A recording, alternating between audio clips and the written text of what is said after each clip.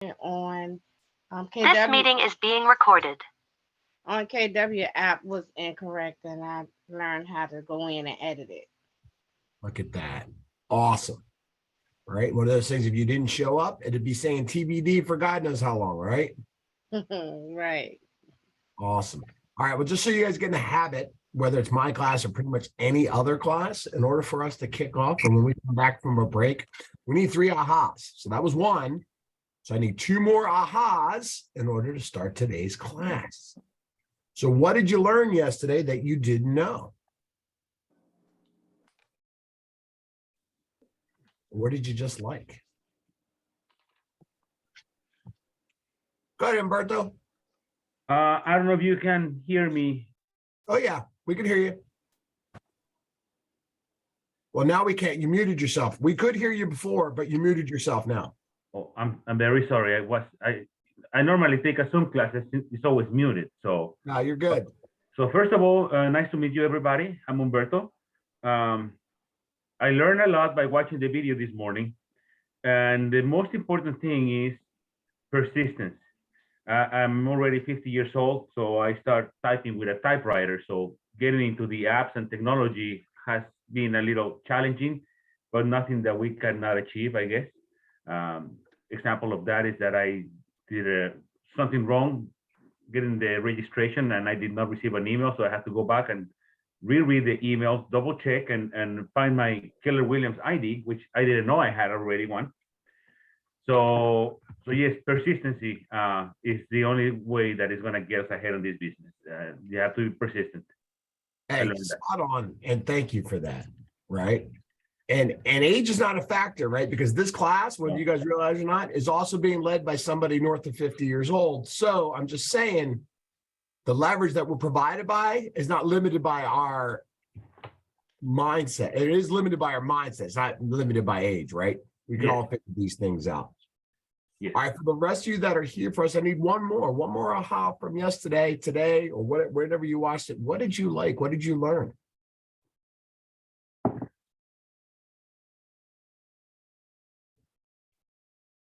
Okay, I'll go. So I learned the task settings, the productivity, putting all the activities that you do.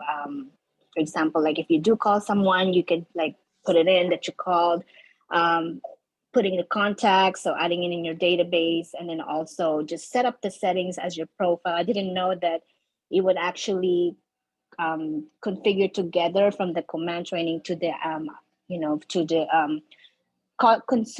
not just for agent to agent, but also the client can also see it.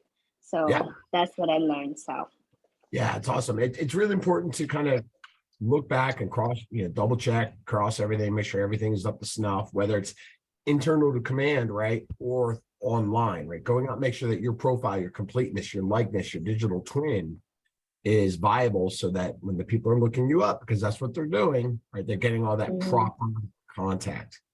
All right. So for the rest of you that are also on here, there's about 16 of us right now. You're all going to hear this every day, I'm sure. But what I'm going to need you all to do is turn your cameras on. Right? Martin, Kim, Marlena, Deb, Rose, Shawnee, Diza. There you go. Cameras on. I get lonely, right? I get lonely talking to a blank screen. I need smiles. If I'm here, you're here. That's fair, right? That's the expectation. That's the engagement. If you're not turned on, how do I know if you're truly learning anything? I don't. I like to look you in the eye. So let's make that happen. Join the crowd and have fun. All right, everybody. So we're going to jump in today. I'm going to I am working on single screen today, so it's going to be a little bit banged up. I don't have my multiple monitors. So we will do the best that we can. You all had some action steps when you left yesterday to kind of take action, hence action steps, and do some of the work to get ready for your database. So let's talk about that. Who went home and did what was expected of them? Start pulling your contacts, launch your mobile app, search for property. Who was searching for property in their mobile app last night? Gene, where were you looking? What'd you see?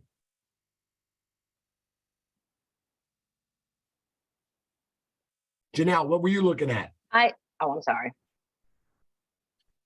I was looking in the Chesapeake area of Virginia. How was the experience with it? I'm gonna need to get used to it. I've been using the Zillow app for a really long time, so I'm very familiar with that. Sure. But I definitely want to give this a chance and become more familiar with it and be able to share it with my customers as well. Well, let me correct you there, right? You're a business owner now, right? So Yeah. giving it a chance really isn't an option for you, is it? I won't call you out, but we have to talk about mindset, right? You have to understand how it works, right? Because you have to believe in it and it works. So you could talk and counsel your consumers the value of not utilizing Zillow or Redfin or the other platforms that they probably have been utilizing for years and why they should adopt and utilize yours. Exactly. Are you sitting outside? Yes, it's so nice outside. I can't help it. No, I like first I thought your background was blurred, but no. And then I saw, yeah, sit outside. That's awesome. All right, Gene, I'm going to come back to you now. What were your takeaways from playing around with the mobile app yesterday? On the map part, when I first started looking at all the properties, are all behind each other. They're like little, look like little clouds on the map. Trying to tap on them, I think I was like I was having a hard time trying to be able to see them as in if they were thumbnails. And Yeah, change it's from just a map little view to challenging. screen. Yes. It was a little challenging, but I just kind of worked through it a little bit, and I know I need to work a lot more at it though. You know, there was a And video. I'm like the other young lady. I'm used to Zillow and some of the others, and it's totally different. I find, I'll be honest, I find it interesting that you find it completely different because when I remember when we were first launched it, we kind of did a side, but there was an incredible amount of similarities. Yeah. So I find it interesting that you guys, it's amazing what a subtle, they're not that there aren't differences. But when And it there could are have been that I was on the phone and not using like the computer. I'm usually doing things on the computer and not really on my phone as much. And the apps are a lot, a little bit more condensed. Well, what than I the was others. going to say was when we're so used to something, even the smallest change, right, can be magnified, right? And so, Yeah. but I've been utilizing our platform for so long, I don't recognize it. That's why I always like to ask the questions about what was your experience like, because that's the real factor, right? Doesn't matter what I think, doesn't matter how I use it, doesn't matter how I visualize it, because your experience in utilizing it first is you as a consumer. And that's important, right? So you can kind of talk to your consumers. Anybody else have some thoughts or as they were utilizing their app and taking a look at properties? Jesse, did you go in? Did you heart properties? Did you like properties? Did you create some collections? Tried to save some properties. Yes. Awesome. Did you happen to go back and log back into Command and see what that looked like on the Command side? We'll do that today. I'll have Not you right take a away. look. I did. That's okay. That's all right. We'll go ahead and Okay. do that. All right. So we're actually going to take an action step here today. We're going to open up Command, and I want you guys from jump. I want you to enter in a contact. All right. I know we talked about you guys pulling and started. Did anybody start working on their spreadsheet last night? Did you go find your Christmas card list? Did you go find your high school graduation spreadsheet? Did you go find your wedding invitation list? Everywhere and anywhere that you guys have contacts, did you guys start pulling that data together? All right, you got time, but Actually, about a week ago, I put about 4 texts in, awesome. That's great. But guys, the system only works. but if one you at a have time data. though. Yeah, it takes time, right? But the time is well spent because if you don't put the contacts in, the system's not doing anything for you, right? So you have to put the time in advance. You should be putting in contacts every single day, right? Once you build the database, you should be adding 5 to 10 a day, but you got to get that database loaded, got those 150, 300 or more people and get them in your system and be organized. Because without it, you're not maintaining, you're not reaching out, you're not understanding what tasks and who to call on a regular basis. So that's why we spend so much time talking about it today. All right, let me go ahead and bring up my screen. I'm going to log into Command. So once you guys go ahead and get logged into Command, I'm just going to go ahead and do all real quick.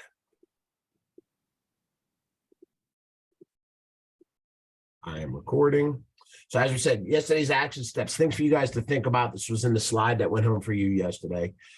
Get your bios together, get your headshots together, right? Check with your market center to get your market center logos. If you're on your team, get your team logos and get all that imported into your profile pages, right? We talked about setting out tags, right? Thinking about, hey, what do these people have in common with my list? So part of the action test for you guys yesterday was to start thinking about, okay, what list of tags, because we're going to build tags today, do my consumers have in common? Above and beyond bought, sold, past clients, right? College, high school, little league, baseball, church, right? Any charitable organizations you might be involved in. What does that look like in your world? Because that's going to be unique to everybody. So we'll have you build a couple of those. The import form that we gave you and I showed you how to download, right? Getting the contacts in there.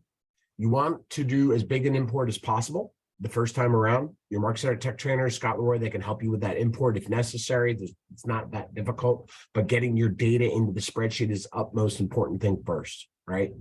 Get those names, get those addresses, get the emails, get the cell phone numbers, get their home numbers, significant other, spouse, kids, children's, right? Social media pages, get all that in there so you only have to upload it one time. All right. And then we're going to learn today, how do we share the mobile app with multiple people?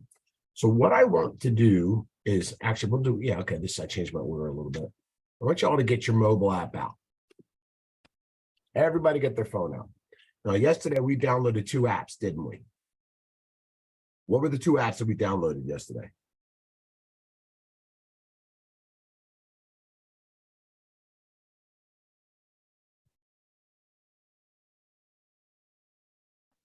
I'm going to take a wild guess. Command Mobile, Ernest, Home Snap, or KW Agent Mobile. Well, we didn't do Home Snap because that's not part of the Command platform, right? But that's a good guess. But yes, Command Mobile and the KW Real Estate app, right? So everything that we teach and train for the most part is going to be our own ecosystem products, right? Because that's what I want you to rely on and utilize. So what I want you to do is go into Command Mobile and open that up on your phone. Yeah, give me your thumbs up when you guys all have that open.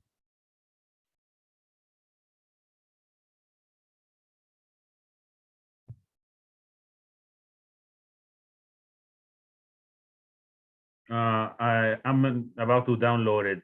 Is that the one that says or reads KW Command? KW Command Mobile, yeah, it's a red icon with a white KW. Go ahead and download it. For those of you that were here yesterday, you have that already, right? So once you guys all open that, you're very quiet today. You were more engaged yesterday. I'm going to start calling on people. And Rachel, you're right in the middle of the screen, so you're right at my bullseye, so I see you. So you'll be one of the first people I call on, just giving you a heads up. All right. So everybody got their screens open on the phone? They got Command Mobile open?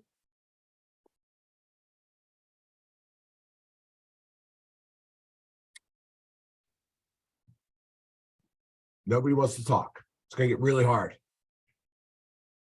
Who's got Command Mobile open? I have the app on my phone. I'm trying to get logged in, but it's not accepting my username and password. When did it just join yesterday by chance? No. Okay. You could try to just do a quick uninstall, reinstall. All right, so here's what I want you to do for those of you that have it open. Okay. At the bottom of your page, okay, you're going to see your contacts. There's a house on the left, and right next to the house is a little contacts icon. Does everybody see the contacts icon? Okay, awesome.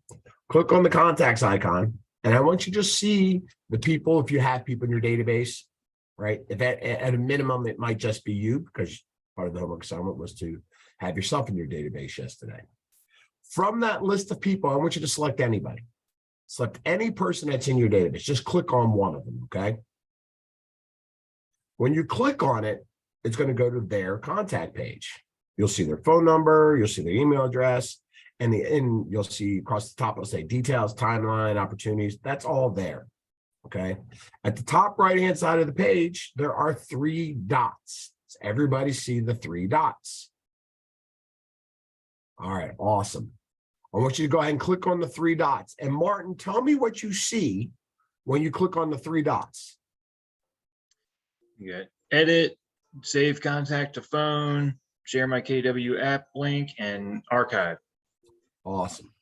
So all I want you to click on share my KW app link.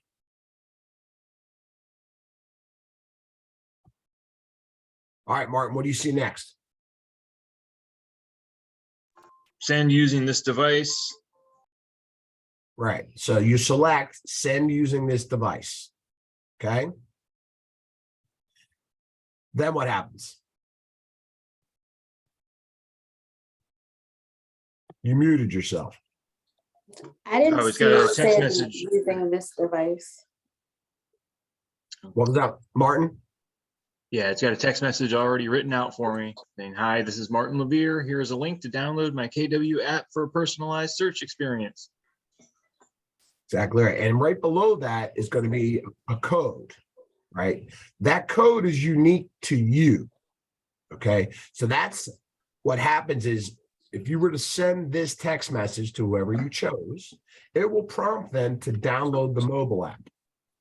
When they download the mobile app, it'll automatically brand you as their realtor, right? So if you remember yesterday, when you connected the first time, you had to go find yourself and choose yourself as your realtor. When you share direct to people from Command Mobile app, it attaches your unique identifying code. It saves you time. Now, here's what I will challenge you to do. Yes, you had a pre-default text message that showed up for you to send, right? It's generic. Take the extra minute, customize the message to whomever it is.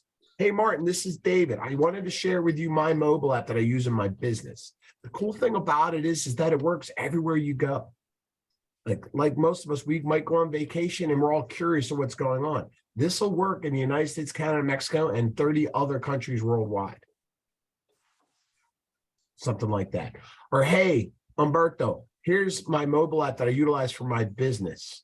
Okay. People like you that I've been working with for a while now, I rely on for feedback. Do me a favor, log in, check it out, see what you like, and let me know what you think. And do me a favor, share it with a couple of people.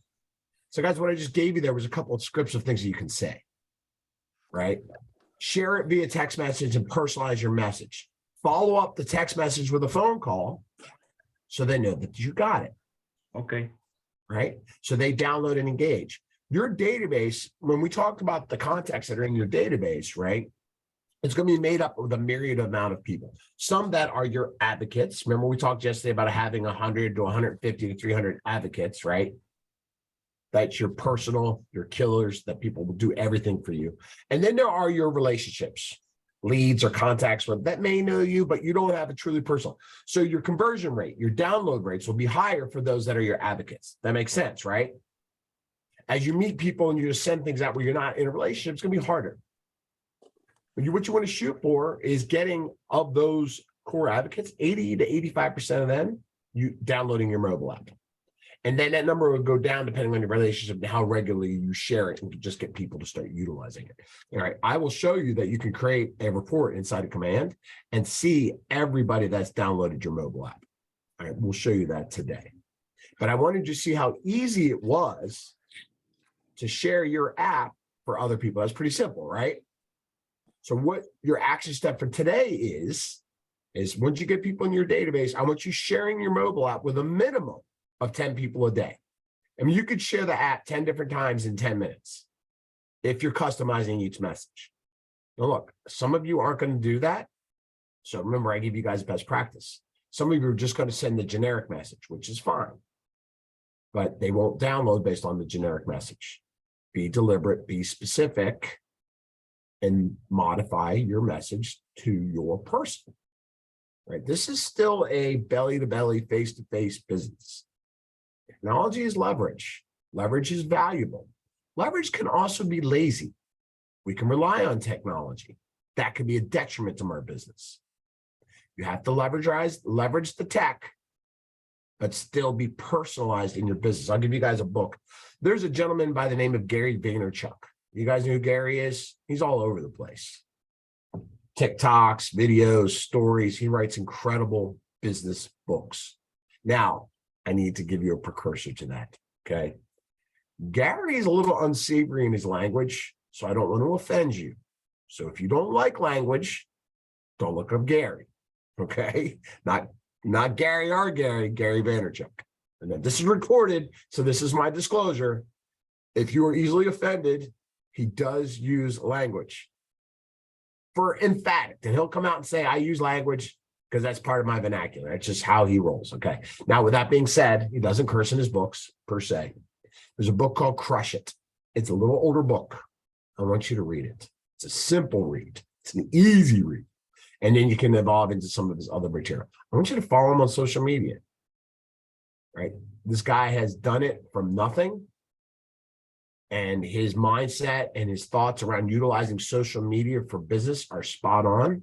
They have been for well over a decade. When I first met him 14 years ago. And a lot of his truisms hold true. And the biggest facet is that belly-to-belly, face-to-face. If you think about, I'm going to date myself here a little bit, growing up as a product of the 70s and the 80s, when I would, in the city of Philadelphia, I could go to the corner store, the corner market, the deli, right? We didn't necessarily go to supermarkets for everything. But the butcher or the people in the small counter convenience stores, they knew who you were because they were community-driven people, right? They probably knew your parents, probably knew you. And if you went in to order lunch meat, they would probably know what you were going to order because they know how your mom liked how thin the cheese was sliced, right? Think about today's world. In the 80s and the 90s, or late 80s, 90s, we lost a lot of that with our big box, Walmarts, Targets, where everything was desensitized in our relationships and honestly bastardized by the marketing industry. Social media has allowed us to get back to that grassroots relationships and easily get in relationships with people again without necessarily having to be in the same room, which is preferable.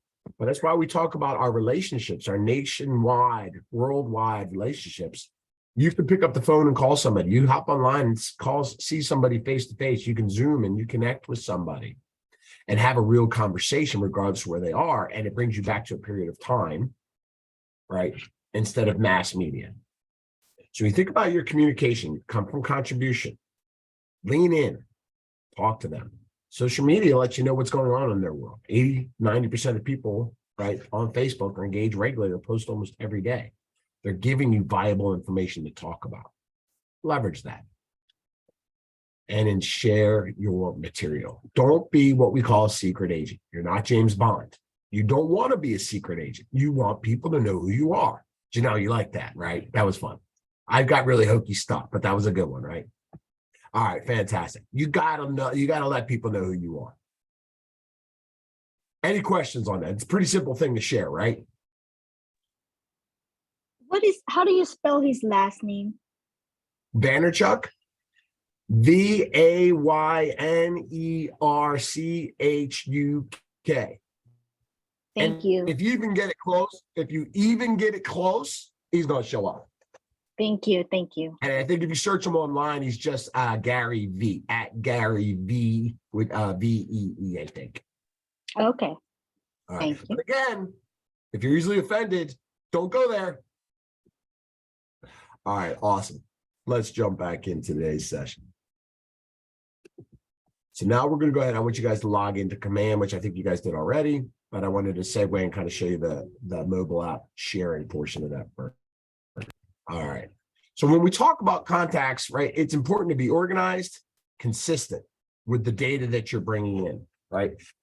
These are simple steps that we talked about. I gave you an Excel file to use yesterday. Please use it. If you're exporting from another platform, you have a CSV file, that's fine too. Okay, I don't care. It really doesn't matter, right? Something with headers on it so you can do some mapping and upload the data. Build tags first. And we're going to jump in. I'm going to have you build some tags today to show you. Then you're going to upload your data into Command, right? Include birthdays and social media pages. Allows you to communicate people and understand what's going on in the world at a higher level. Then we're going to activate what we call smart plans. We're going to do that today. That's the drip campaigns, right? When do I call people? When do I send them birthday cards? When do I say, or I send them a home anniversary card, right? When do I send them my biweekly neighborhood nurture so they know what's going on in their surrounding communities? Make sure you work with your PC coach to write an announcement letter if you're new to the business or that you've changed and you're new to KW. that you make announcements to people so they know what you're doing and you're not a secret agent, right? Do the work every single day. You have to feed your database. You have to build your database, right? You cannot survive in a world by having 5 to 10 people in your database. They're not all going to buy something from you today. Remember what we talked about yesterday? If you have 100 advocates, 6 to 10% of them are either going to buy, sell, or refer you business. If you do more than 6 deals a year, you are over 50% more productive than the average agent. Okay, that's the fact. Only, maybe this is an interesting stat for you. Only 2% of all the realtors in the world do more than 50 units a year. Only 2%. Would you like to be in that 2%? I would like you to be in that 2%. That's actually a really low number. 50 may sound like a lot, but think about that for a second. If I asked you and said, hey, if I asked you, because I should have done that. If I had asked you, what do you think the average number of units an agent does per year? What do you think it was? Just kind of spew it out. What do you think it would have been? Even though I just gave you the number was 50, but what do you think it would have been? I'm thinking maybe 12, 13 a year. I was thinking 1 a month, maybe. 1 a month, okay? Between 4 and 6. 4 and 6. Right, so that's awesome, right? It's like I said, 1% does more than, or 1% of all realtors do more than 50 deals a year. Okay. Is a unit a sale or a buy, a purchase? Yeah, either side, either way, buy or sell. Right, 50. And the 4 to 6 puts you above average. The average is less than 4. It's less than 4. Don't be average, be above average. And our agents as a whole, our KW as a whole has 180,000 agents. We have 78,000 agents that do more than 17 units a year. So that's like, 1.5 transactions a month. So a little bit less than 50% of our company does more than 17 units a year. You could, in your first year, be one of those people. Would you like to be? How are you going to get there, right? You got to have a roadmap. You got to have a system. You got to do the work, right? No secret there. You got to do the work. All right. Let's go back into command. So when we build contacts and we use that spreadsheet, remember yesterday we talked about health score, right? And I kind of joked around a little bit. If those of you remember what the old SAT test used to be like, we used to joke that you got 200 points to write your name down on the document before you even got graded on the test. This is kind of like that. Like there's a game, we gamify things just to kind of make it more motivational for you. Each of your contacts have a weighted score of up to 100%.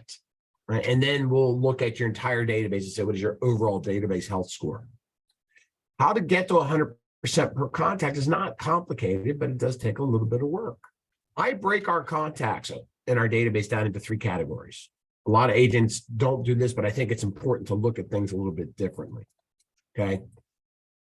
Anybody that you only have a name and email, cell phone number was, is essentially a lead in my eyes, because you don't have a tremendous amount of documented information about them.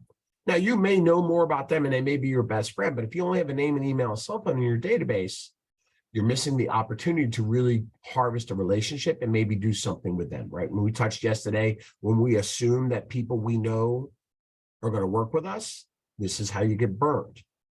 You almost have to spend more time with those in your advocacy group, okay, than those we don't know. I don't want you to be burned like that. So 60% of your house score will come from name, email, and cell. They're 20 points each. Okay. Then when you add your address, you get another 20%. So 80% of your 100, name, email, cell, and address. Not complicated to get those things, right? You just got to talk to people. The additional 20% is broken down in a couple different categories. Okay. 4 points each. Social media, birthday. Do I have them tagged? Okay. Are they branded to me? Or not are they branded? Do I know where they work? Right? Where in their jobs? So that'll get you up to 100% for that contact card. And we'll look at a contact card so you can see what the scores look like here in a minute. But that's where you're in contact with somebody. I've got an address, I got their social pages, I have them tagged, which means I can filter them in my database. I might have some custom field information, which means I know things about them, their birthday, do they own or lease, if I maybe what their favorite candy bar is, whatever fun little information you like to track and know about them. And then when you develop that contact into what I call a relationship, right? That's when you're communicating with them regularly. That's where the drip plans come in place. That's when you're talking to them 30, 40, 50 times a year between sending them information, talking to them, meeting with them, or engaging with them on social media. It adds up very quickly. Somebody told me one time that they thought that that was too much. Okay. I mean, they pulled the room. Do you think if I said to you, hey, you need to be in front of people 36 to 50 times a year, does that feel like that's too much? Not at all. The safe space. Not at all. Not at all. Okay. Anybody else have thoughts around that? No? I Okay. think it's I was just gonna say I think it's very feasible, and I think that's the way to succeed in the business. I often like look at myself and compare them to like Chick-fil-A or Burger King or McDonald's, and they're constantly putting out these commercials and these billboards. These are billion-dollar industries. So when I talk to other realtors and myself, I'm like, how do I even have the right not to advertise myself if these billion-dollar industries are doing it? Like, what excuse do we as realtors have? So that's just the way that I look at it, to kind of push and keep getting myself out there in front of others. You're spot on, right? You have to be accountable to your business of one, which is you, right? So you owe it to you to get yourself out there. And to a degree, I think you're right. Like the people that know, like, and trust us, right? If we don't let them know and we don't fight for them, and they could end up working with somebody else, which might not be a good thing for them, right? Because there are unscrupulous people out there. So we do have to get there. Now, it's important that the message and what you say and what you send, there's a little bit difference in marketing, right? You're right. Those bigger companies, they get those sounded, but they're telling a story. Like I love some of those Chick-fil-A stories about the experiences that were people, whether it was, they tug at your heartstrings. Those stories are awesome, right? Those are definitely the types of stories you want to tell in your business and talk to your consumers about and get them on camera. Like absolutely telling your story puts you above everything else. Now, sending cookie recipes, reminding people to clean out their gutters, right? There is noise that you can send where people will ignore you. So I do want you to ask yourself this question when you put things out there, okay, whether it's on social or email or whatever it is, would you want to receive this? You have to ask yourself that question first. Would you want to receive this message? Because otherwise, what's that? I have a question, but I can wait. I'm sorry. No, that's okay. Because if you're not comfortable with what you're sending, don't send something for the sake of sending it. Go ahead, Jean. I am 25 years cosmetologist. So my database is basically already relationships. Okay. Yeah. Some of these people, like I have a client already who I'm going to see her on both ends of the business on this Wednesday appointment. And she's already trying to get pre-qualified for a home. Now, as with most of my contacts that are like that, I'm already in the relationship. So I should just I'm a little bit further in the game with it, I feel like. So you have an advantage. Where do I go from there? Yeah, well, you have a great advantage there, right? Because you have those relationships, but you also have to be intentional in those relationships to let them know you have a new business, you have a new career, right? So you have to personally let them know, hey, I am now in real estate, as well as it sounds like you're also doing the cosmetology too, right? So you're doing both. You've added additional bandwidth to them. So they look at you one way. Now you also have to get them to look at you another way, which kind of could create a challenge because they're like, okay, where's she at? So you have to tell that story. And I'm trying to transition out of the first business. Well, be careful because you don't want to affect that business, right? So don't say, hey, I'm leaving cosmetology, right? No, I'm not telling them that, but it'll get to a point where I will transition out. Which is awesome because you should have a transition plan. And you'll know as you do some goal setting, what are going to be the triggers that get you there? How much money, how much income was, and that all comes from goal setting, which you'll do with your productivity coach.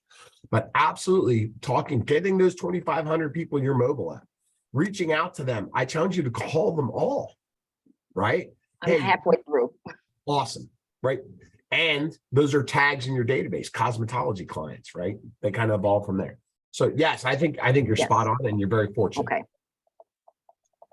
If I can just interject in my mind, Thank just you. to give, I guess, a little helpful advice, I think it would be more of, okay, I've trusted you all of this time with my cosmetology needs, but now how do I trust you with my real estate needs, and being able to explain that to your customers in order to draw them into your new business? Yeah, and you're right. And I think that with that is, but I've been doing this for 25 years, so we already have very personal relationships. I've done grandma, mom, daughters, granddaughters, Awesome. all the way down. So Generational the business. I love relationships it. are very personal already. And those conversations should be very easy for you, and they already trust you, and they're vested in you, and they're going to want you to be successful. And that's what I was telling you guys yesterday when I said, hey, have you ever had a painter or a carpenter or somebody that did business for you, and then you want to trip over yourself to recommend them? That's what's going to happen for you, right? Those clients are going to trip over themselves. Oh my gosh, you got to talk to my friend Jean. She got her license. She partnered up with KW, and she's exploding. Like, those are your advocates, right? They're going to want you to be successful. So absolutely, you're doing the right things.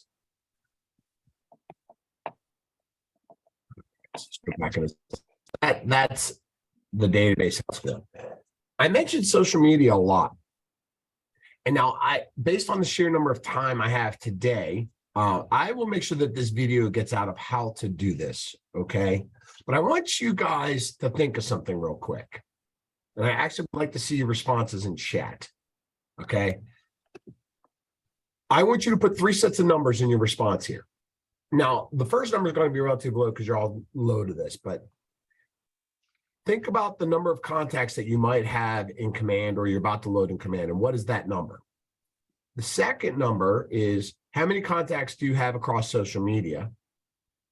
Okay, and the third number is how many people are in your phone. I want you to put those 3 numbers on the line in chat real quick. How many contacts do you have in Command? How many contacts do you have on social media? How many people are in your phone?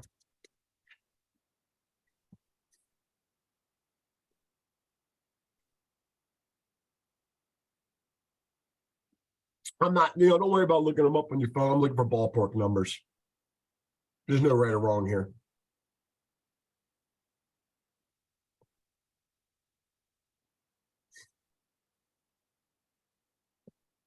All right, as you guys are putting those in, I'm going to ask you something. And again, there's no right or wrong here. Okay. You're going to see, as you guys look at those numbers, you're going to see change. You're going to see differences, right? You'll see a lower number of Command, and for most of it's because it's new to you, and that's okay. But I want to talk mindset.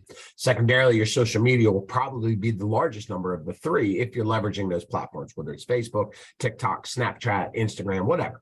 Okay. And then the third is your phone, where you probably got all kinds of data in there. And a lot of those numbers might be off because you've got the same person in there 3 times because they've changed phones or you've changed phones. And you didn't sync all that data. I want you to answer this question. And I want this to be a conversation because I want you guys to answer. And I want you to answer what you think or believe, because there is no right or wrong. Should the numbers between your phone and or social media versus your database be similar, or should they be vastly different? Like, should social media just continue to have a larger amount of people in that side of things versus your database? What's your thoughts on that? They should be similar. Okay. My case is slightly different from probably everybody else. My wife and I just moved from California to Virginia. So Okay.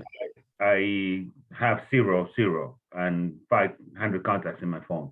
Out of the 500 contacts in my phone, maybe 12 are people that I know in Virginia, and that I'm basically starting from scratch. I'm starting from 0.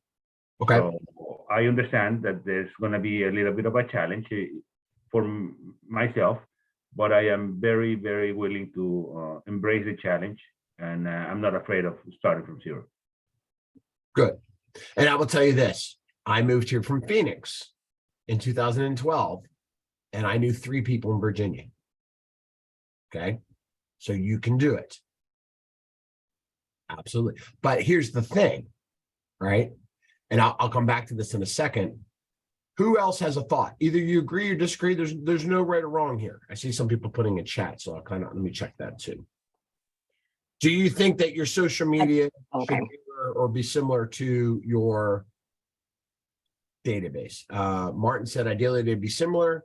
Would be great to use. I think it should be similar. Referrals. That's correct. So most of you are saying agree to similar. That's my mindset too, but I'll give you the argument. A lot of people say they're different because either A, they're not in the service area where I do business. But what's my argument to that? If they're not in the service area you do business, what's the opportunity? Referrals and connecting with other agents in other areas.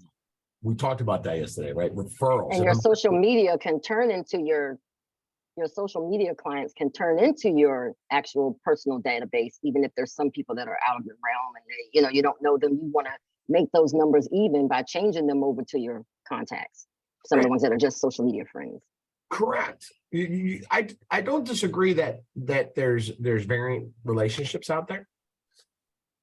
But does it hurt to get everybody, right? Maybe the message and how you share your mobile app and the message you serve, but referrals come from everywhere and anywhere. A lot of new associates, and Umberto, this is what I was coming back to you. This is how I started when I was in Northern Virginia, right? My first handful of commission checks when I got to Northern Virginia were referrals that I sent out of state, right? That's how helped me build my business and sustain business while I built my business in Virginia. Thank you. I was deliberate in those relationships externally and referred them. So don't overlook the people that are not in your immediate market area. The message is different and how you talk to them is different, right? We talked about that a little bit yesterday. As you grow your business internally, that might be low-hanging fruit for you to get referral checks, which can be quite lucrative. Just like starting your business by working with leases. You do enough leases, you're going to do just fine. I started out on leases too.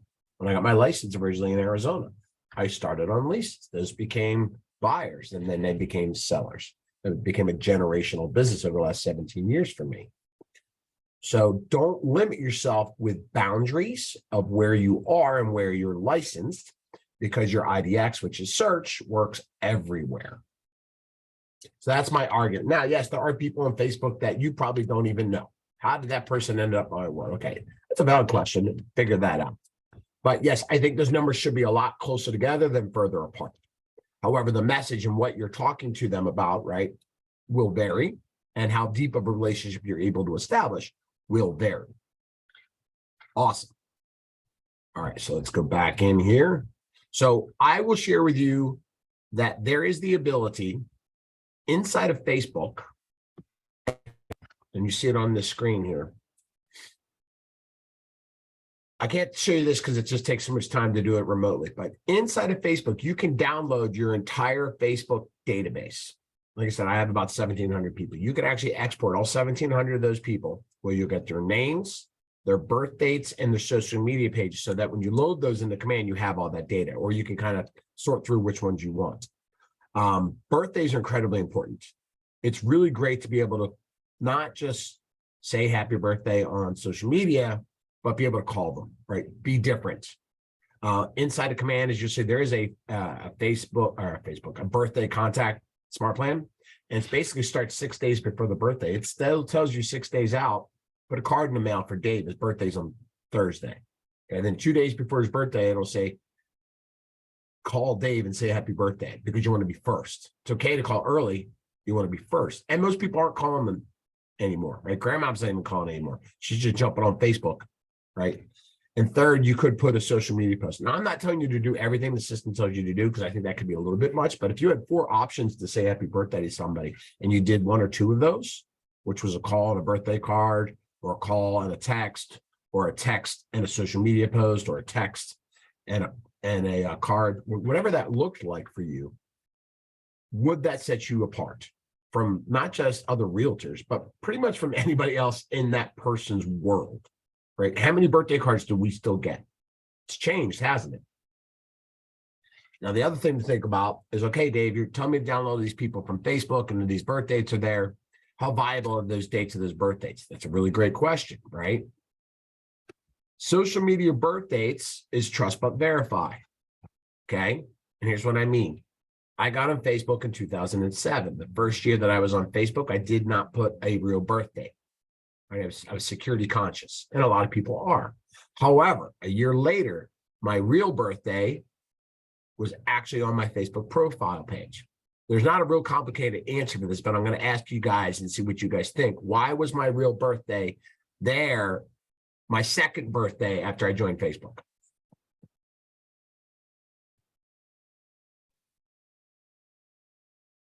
Year one, I put a bogus birthday. Year two, I had a real birthday on there. How do you think that happened? And if you've heard the story before, you're not allowed to answer.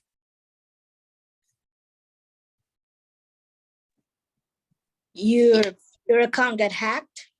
My account got hacked. All right. Now that's not what happened. That's a guess. All right. Who else has a guess? Can you repeat the question? Sure.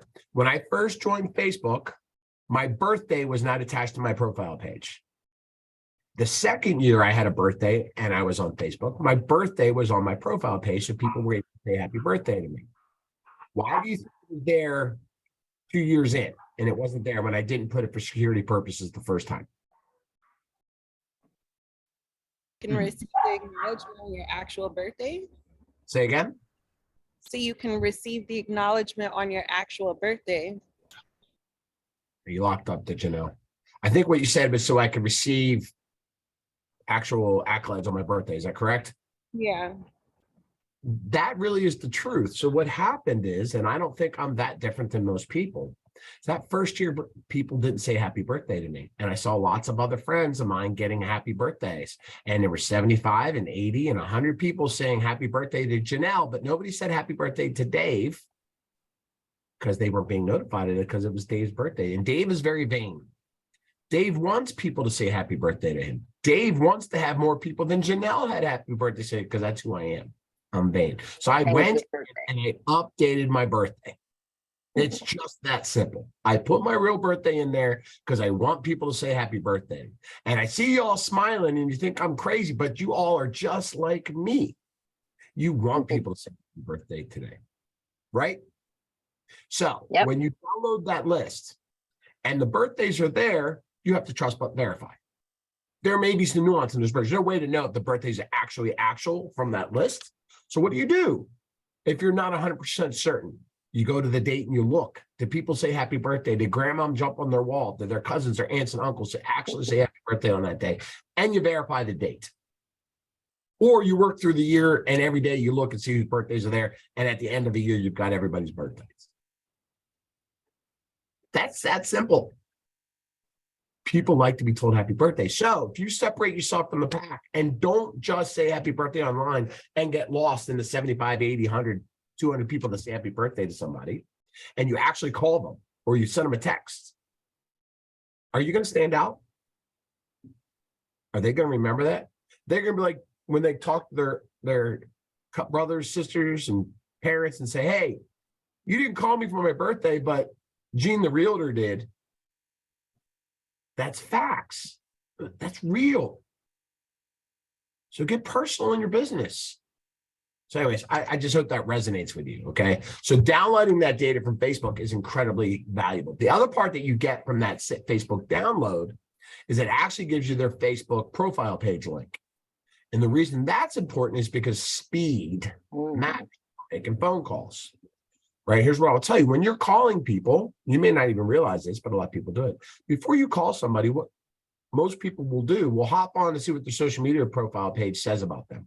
What have they been doing recently? Especially if it's somebody you haven't talked to in a while, right? So I have to go to Facebook, I got to look them up, but we're not very organized in how that data processes. So if you have their social media pages inside of Command, all I have to do is click a button and their Facebook page pops up or their Twitter page pops up.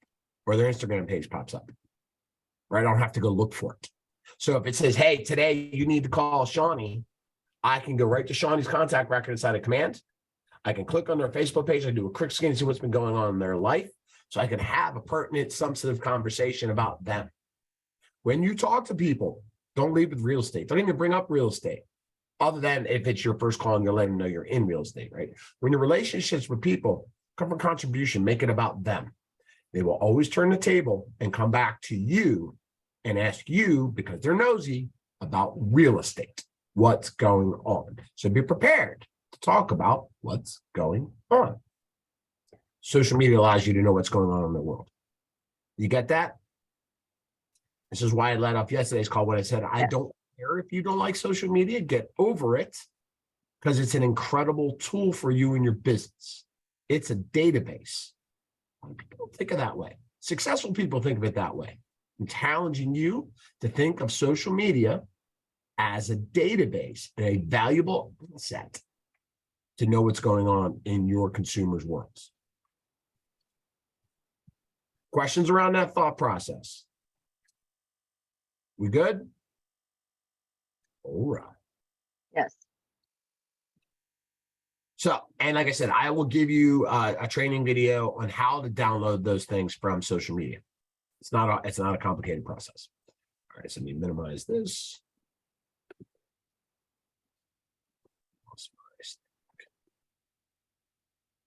There we go. All right, so next. The other thing I will challenge you, and we're going to build tags in Command here in a second, but I think a lot of people don't realize when you post specifically on Facebook, you put a post out, it's usually to your friends or the public, either one, and it's going to go out to a smaller audience based off of typically of those that you've engaged with the most. But you can actually build tags in Facebook just like you can build tags in Command. Now, they don't talk to each other. One list doesn't see each other, but if you're consistent, what you're actually seeing here on the screen is my list of Facebook groups, which mirror my tags. So if you'll see here, past clients, camera chases in neighborhood, baseball, hockey, work, Arizona, close friends, friends only, high school, college, graduating class, fraternal. Those are all people that are separated in both my database and on Facebook. And the reason I do it on Facebook is because I can post to a specific audience and not just to everybody. And if I post something to a hockey group, and maybe it's a listing of a home for sale near a rink, everybody in that group sees it. Now, there's time where you go to your friends list, right? This is above and beyond, and this is work for you guys, but you can add people to lists. And obviously people will be on multiple lists, but you will have higher levels of engagement on social media if you post your message to a list of people versus just to all people. How does that resonate with you? Have you thought about that? Did you know about that? Did you guys know that you could separate Facebook friends into different lists? No, I didn't. Say, I'm looking at all you millennials on the screen saying, no, there's 50-year-old guys teaching you something. I'm just saying. Awesome. So tomorrow when I say, what are your ahas? You're going to have a couple, right? All right. Awesome. So tags. Tags are important. Okay. Be organized. Build them on before you import. That's why I asked you guys yesterday to build out a list. We're going to do it right now. The types of tags that you might have. If you're a Buffini person, A's, B's, and C's, A pluses, VIPs, hometown. And I'm saying, what town were they from? What college did you go to? What high school did you go to? Are they involved with sports? You can use different colors because colors can mean something, a secondary filter for you. And then there's personal things versus team tags. If you're on a team, then your Rainmaker will create your tags. So let's go ahead and let's jump into, let me show you this real quick. Here are other tags that you might have, right? Default types, buyer, seller, bought, sold, agent, KW. They're already in your system, okay? Location, maybe this is somewhere where they live. They have waterfront, they're on a cul-de-sac, their golf course, or they have views. Their community has amenities, golf, tennis, swim. They're alumni of yours from trade schools, high school, college, fraternal, right? Different organizations. Their activity level. for you? Are they a referrer of you? Are they an advocate of yours? Are they a vendor partner, which means do they own businesses that you might be able to refer a business to them, right? Allied Roofs, so vendor partner means they're a vendor, right? They might be painters, carpenters, right? Allied Resources, that do we refer business to each other? Because I think you should, right? If you have a lender in your business, does your lender send you referrals? You have the right to set that expectation with the people in your world. I'm sending you business. Is it okay for me to expect that you send me business? I didn't always think that way, right? I didn't know, I didn't have somebody tell me to think that way. It was a happy accident. My lender, who I used quite often when I was first starting out, called me one day and said, hey, my brother needs to buy a house and I would love for you to represent him. Like, I was rewarded for doing the right thing. He was a great lender, and I never would have thought of not referring him, but it opened up my mind to understand, like, you're right. I'm referring all this business out to people. It's okay for me to accept things in return. So you can have an adult conversation with the people that you're referring business with. And obviously we're all getting bombarded with lenders and title companies. Title companies are harder, but these things will come out. But when you get into business with people, you can say, hey, yes, I would love to work with you, because first and foremost, you have to send people to who you respect and know will take care of your consumers. That has to happen first, right? So don't put yourself in a quid pro quo situation that's going to be detrimental for your consumers and your business. But I think it's okay to say, hey, I'm sending you people every month. Will you be able to send me people every month? I've got painters that do it, right? I've got landscapers that do it. I've got construction people that do it, because we've had those types of relations. Now, you will probably be the heavy and send more people outgoing than will be incoming from your vendors. But your vendors are your eyes and ears on the street, right? Your painters are working in people's houses because they're getting ready to go to the market before they even talk to realtors. Same with contractors and windows people and landscapers. They all see things, right? So be proactive with your vendors. Sort by military branch of service, home buying experience, specialty interests. Are they into commercial? Are they luxury? Are they investors? Are they involved with children's activities, charities, golf, tennis, Red Cross, right? Membership in associations, soccer, hockey, swim. So these are all examples of tags in your world that you can build into your system. So we're going to do that right now. So what I want you to do is I want you to go into command. And we're going to do a couple of setup things for you. We're going to talk about tags. We're going to enter a contact, and we're going to work on what are called custom fields. All three things that I think from jump, you guys need to know how to do. They're very simple. You just need to know how to go this. Everybody log into command, and let's go to work. Perfect. Difference between a tag and a list. That was a question that was sitting here. A tag is a group of people inside of your command database. They're tagged and they're organized by something in common. Facebook just calls them lists. Facebook doesn't call them tags. That's the only difference. You can build lists in Facebook, just like you can build tags in command. It's just organization. All right, so let's go ahead and let's bring up command. Go to my database. All right, is everybody seeing my screen? Can I get a thumbs up? Can I get a heck yeah? Awesome. All right. I'm in command. This is where you should be in your database, right? Now, what I want you to do, okay, is go on the right-hand side.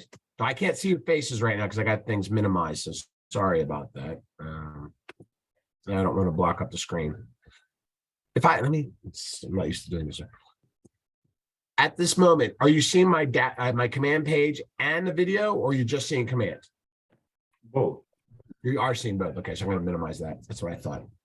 All right, so what I want you to do, thank you, both. Excellent.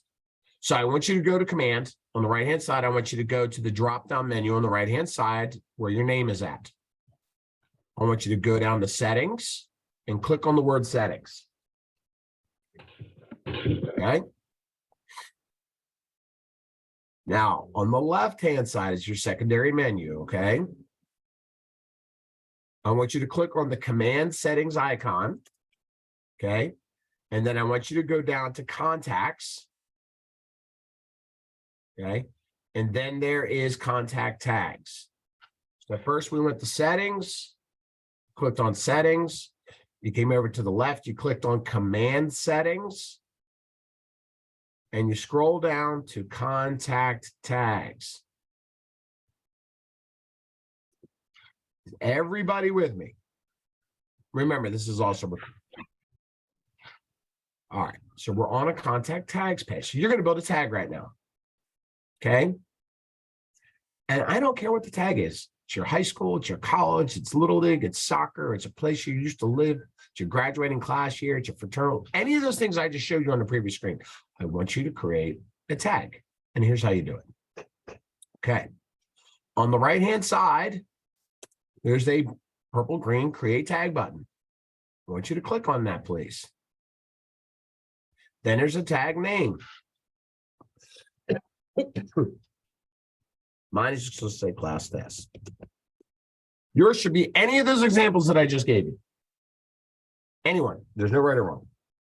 And then you're going to give it a color. I like to use colors for similar things, right? So I filter my database for a different reason by units because I track agents in there. I have a Buffini system in my database where I have A's, B's, and C's contacts. They're green. I have the KW ones are white, so I don't use white for anything else but the default one. So I challenge you to pick a color. Okay. There are things that are called daily to tags, which your ALC or your agent may use you. They're black in my database. A and W, B and E, J and K. That's how we bundle things together and call people on a regular basis. So I want you to create a tag. And it's okay to use color schemes as a secondary filter if they're similar to each other. And I want you to just go through and build a couple of tags. I'm going to pause for a minute, for 3 minutes. I want you guys just to go through and put in 5 or 10 tags. And I will be right back.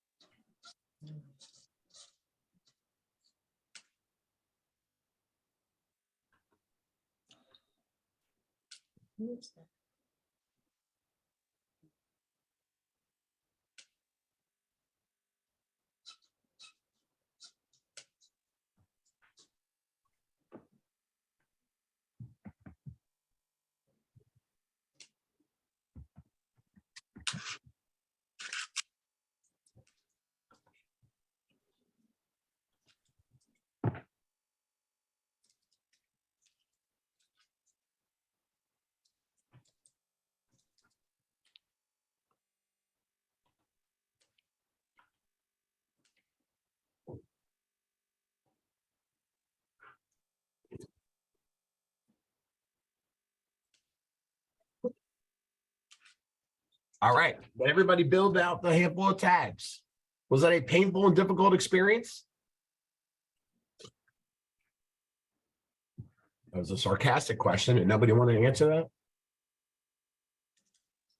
No, Dave, that was easy. Just got to do it, right? Now, it'll challenge you super easy, right? Build those before you do a contact import, right? Because you can tag people on import to make your life easier. Remember one of those columns that we showed you yesterday, there's a tags column on that import form.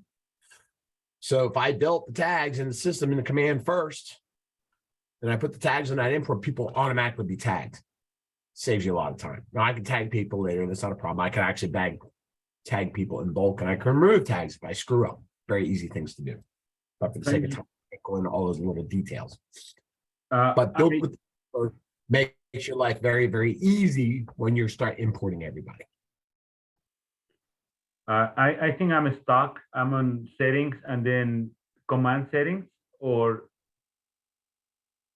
command setting, command setting, contacts, and contact tags.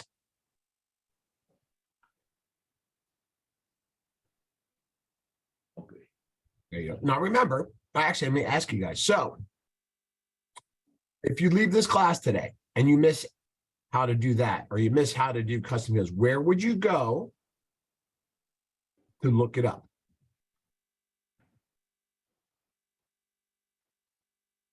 Throw the answer in chat. Where would you go to find out how to do something that I showed you guys how to do today or yesterday? Thank you, Janelle. And she put the link in chat. answers.kw.com, right? I do not expect, nor is it fair to me expect you guys to memorize and keep up with everything I'm showing you. It's just impossible. Okay, it's impractical. So I'm showing you just so you can kind of get a feel. That's the click through. This is what the experience I want you guys to have to see how easy things are. It's overwhelming because there's so much data. So answer, and I know you weren't here yesterday, Umberto. So that answers.kw.com is an incredible resource for you to go back and search for, because remember, it's like Google for commands to look up how to do things. Plus, obviously, this class is recorded. There's a lot of things online. I gave you that the social media pages yesterday, the Facebook page, Marty Miller's page is kind of mirroring what we're doing right now, the 66-day challenge, all kinds of things available for you to kind of get things done. And at the end of the class, you're going to go have meetings with your marketer tech trainer to fill in the gaps. You guys aren't on an island. This is not a sink or swim situation. You've got to be advocates for yourself and do the work. But we are always here to make sure that you're moving the ball forward. Don't ever feel that you can't ask questions. Sound good? Yes. Awesome. All right. So the next thing I'm going to show you below custom tags is custom fields. Does everybody see that? Custom fields. Yes. So I want you to click on custom fields. So the experience is going to be just like building custom tags. Now, your screen will be blank, and I've got a lot of examples on mine, and we're going to have you build one right now. Okay. So I want you to all click on custom fields. Just custom tags. Okay. On the upper right-hand side, I want you to click on the custom field button. Okay. Click on custom field, and I want you to type exactly what I have on the screen. To pay own or lease, question mark. I want you all to type that. Okay. And then below that, you'll see there are field types. Text, area, dropdown, dates, checkbox. That's basically saying, how am I going to answer this question? I always want you to use a dropdown when you can. Okay. Option 1 for that answer is own. Hit add dropdown option, type in lease. Then I want you to check the box that says make custom field default. All right. So your screen should look just like this, except for the red. Should say, do they own or lease? Dropdown, own, lease, checkbox. Then click create. Does everybody have that done? Anybody have a challenge with that? Okay. After lease, what did you say do? Sorry. Check the box that say make custom default. Okay. And then create. Umberto, I can tell you have a question. Yes, I'm stuck on where it says, I typed where it says, do they own or lease? And then I don't know where else to click.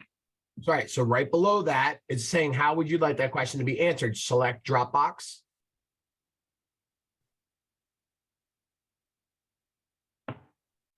Drop down. Yep, drop down, and then choose Dropbox. Drop down, sorry. And then option 1, type in the word own. Then hit the plus button right below that for add drop down option 2. Type in the word lease. Then check the box that says make custom default. And then click on the word create. You are super cool. Tell my kids that. They might argue with you. All right. Now, that's how you build one, right? That's how you build a tag. That's how you build a question. You'll see on my screen, I have a lot of different questions in there, right? And some of them are answered default.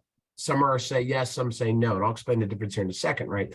Other things you might want to ask yourself, or basically what you're not asking yourself yet. These are questions you're going to ask your consumers, okay? What's their favorite car? Why would I want to know that? Well, maybe I want to send them a Matchbox car for their birthday, right? Why would I want to know what somebody's favorite candy bar is? Well, maybe I want to send them a giant Kit Kat for Halloween. Why would I want to know their hometown? Why do I want to know where they're dreaming to retire? Those are good questions, because you're going to send them information that shows them listings about where they grew up, and you're going to send them information about properties where they want to retire. So take another 2 minutes and I want you to kind of create a couple more questions in there. I think you should choose these 3 at the bottom of my page that I have. I want you to mirror those, or you can build your own, but I want you to create a new custom field. Okay, I want you to type in what is their favorite candy bar. Now that answer is going to have to probably be a blank text box, right? Because you can't drop down all the candy options. So text field would be the answer there. So you can type in a response, okay? What is your favorite candy bar? Same thing for what is their favorite car, or where's their hometown, or where do they want to retire? Those are all be custom field type answers that would go into text fields. And I would make, I might make all of those default questions. Definitely a hometown, definitely retire, and make those default questions. What's your favorite candy bar? You don't have to select default. I'll explain to you the difference as being when we look at contact cards. But basically the difference is if I select yes, make this a default question, okay? That means every time I enter a contact, I'll be able to answer that question. It'll show up on their card. If I don't make it a default question when I look at their contact card, there won't be any questions there. I can add them. I will show you how to do that from the card, but that's just the difference between default and non-default. So I want you to take a couple of minutes here, the next 2 minutes, and I want you to add a couple of those additional questions that I'm sharing with you. What is your hometown? Where would they like to retire? And any of these other fun ones that I have. What is their favorite candy bar? What's their favorite car? Right? Just have fun with it.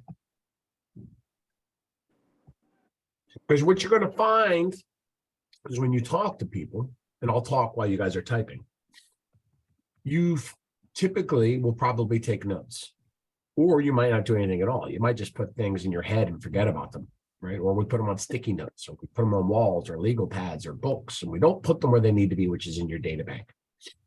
If you're one of the people that are good and you're habitual and you actually take notes, the challenge with taking notes is that you have to go through your notes and try to find those answers, right? If you find out that you ask people the same questions all the time, why not build the questions in the system so that when you answer them, you have the answers at your disposal versus having to filter through notes? Does that make sense? Mm-hmm. That's why we have custom questions. There's a lot of flexibility. You're going to see in your contact cards when you add a contact here in a second that it asks you basic information that you should have about everybody. That was that 80 to 100% that we went over. These additional questions is what allows you to personalize and be in relationships with people and find out things that the average agents aren't finding out. Think about that. Is an agent finding out where your hometown from? Is an agent finding out where you want to retire? Does an agent care what your favorite candy bar is? Does an agent care who your favorite sports team is? Mine's the Eagles, Phillies, Flyers, and Sixers, in case you were wondering. My birthday's in July. If you want to send me birthday cards, that's okay. Right? Those are all conversation pieces, right, guys? Right? If you're talking to me and you say, hey, Dave, I'm sorry the Phillies lost the World Series, but what an incredible run. Right? Hey, Dave, your football team's 8-0. You think they're going to go undefeated, or are they just a victim of a really easy football schedule? And we'll find out. Right? These are questions. Hey, Dave, I know you always said that you thought about retiring to Florida, but man, what about all those hurricanes that happened down there? Have you thought about that? Does that work for you? Do you have family down there? Is everybody safe? These are questions. So if you know what question to ask. I'm sorry? Question: what was the idea behind a custom field type? When you choose a drop down, Yeah, it's your answer, right? How are you going to answer that question? If I choose a drop down, I've given myself answers to choose from, which is great because it gives you consistency, right? So think about the type of questions that we ask ourselves. If in that question I said, do they own or lease? And I just put a box to answer, I could actually come with a multiple of different answers, couldn't I? I could say rent, I could say own, I could say lease, I could say live in parents' basement, I could say lives in a van down by the river, right? I could say that they share an apartment, they Airbnb. I could have come up with 25 different answers, but I want you to be consistent because I think it's important for you to know in your database that simple answer to that for everybody in your world. Do they own or do they lease? So keep it simple when possible. On the flip side, some questions don't have optional answers. what's their hometown? I couldn't list every state in the United States or every city in the United States, right? Names of children. I have to leave those blank. So I give myself drop-down answers when I can. Like another example is like pie choice.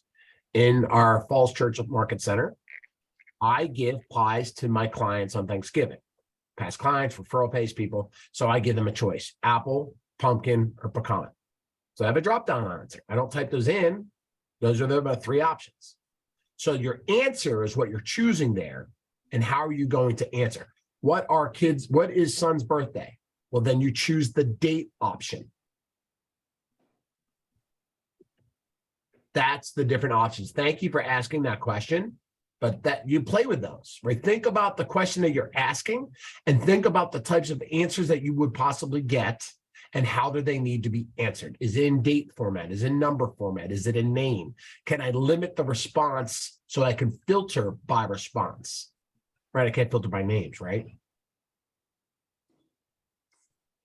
Is that a good answer for you? Yep, thank you. Absolutely. Okay, so we did tags, we did fields. Now what we're going to do, we're actually going to enter a contact. Okay, you're all going to enter a contact right now. So on the left-hand side, okay, the second icon from the top is your contacts database. Okay.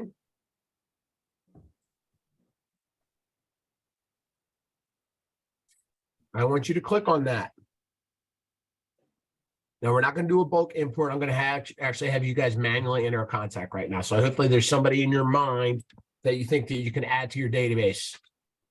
Okay, whether it's yourself, a significant other, spouse, kids, aunts, uncles, doesn't matter. Let's get somebody in your database. Or you can just look at somebody that you already have and you want to get more data. That's fine too. So you're on this page. So is everybody, let me see, thumbs up, is everybody on the contacts page? Yes. Awesome. Okay. Now what I want you to do on the right-hand side, I want you to hit the upper right-hand side. And if you have to minimize the pictures, do that. Add contact. And then this fill in the blank screen should show up. I'm actually just going to pick up a contact that I already have here, just so if I have data. But I want you to pull up that add contact and I want you to start filling in blanks. Right? Because this is what command is for the most part. It's filling in the blanks.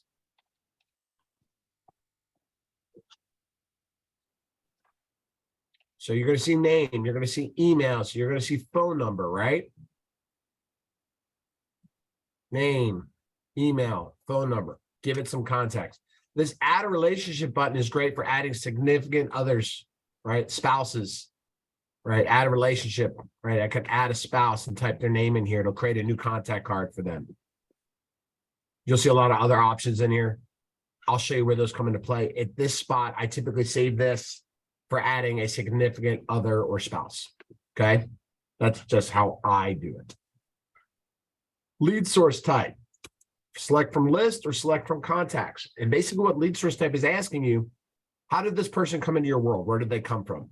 For most of you, contacts are at this point would be your SOI, which is your sphere of influence, okay? They might, maybe it's from agents, research. You'll see there's some pre-existing things in here that you can utilize that are default, but SOI is probably the default you will use most. The other option is select from contacts. So if I was adding a contact into my database that was sent to me by somebody else that's in my database, I could choose that person. Right? I could search for somebody in my database and say that this person I'm entering was introduced to me by this person. If that person's not in my database yet, then I have to add them too. Right, I have to do that first. I have a question. Go ahead. So I'm at the point where it says lead source, and I already created the different group, and I'm putting Cosmo client in, which is one of the tags that I created. But now it's asking me to create a custom source, or how do I send her to? Yeah. Well, select from list, right, is your lead source type, right? Now your lead source to say, so it might be It still could be your SOI, right? It could be previous client. And if you wanted it to be Cosmo, then you would create it because it's not on the list. So then you would create a custom source. Oh, okay, so I have to tap on create the custom source. Gotcha. Correct. No idea. Most people aren't going to have something like that, right? Create the custom source. There you go. And then it's going to say, once that's created, it's going to say, what is it? And you could call that relationships. Yep. Okay. And then you would add it. Most other people aren't going to, most people are not going to create lead source types, but you just happen to have a previous database. Okay. Mm-hmm. You could also tag them. Okay, Like, I see it could be a that. tag.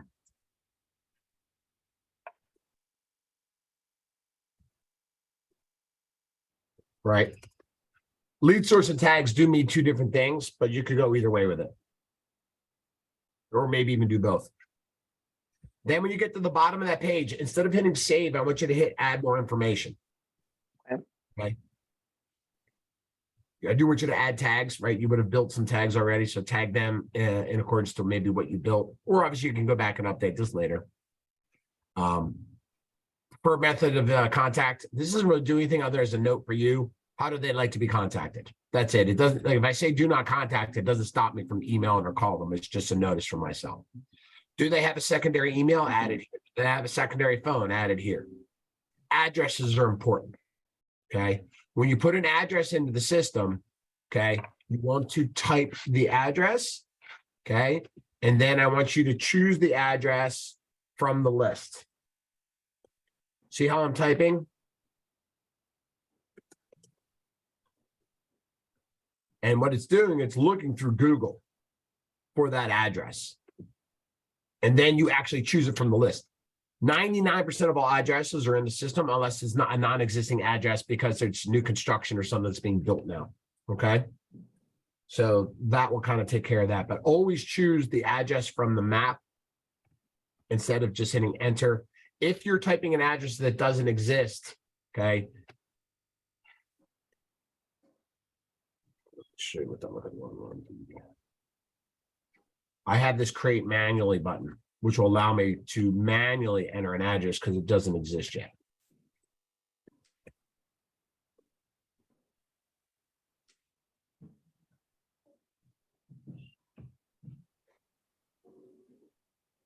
Come on.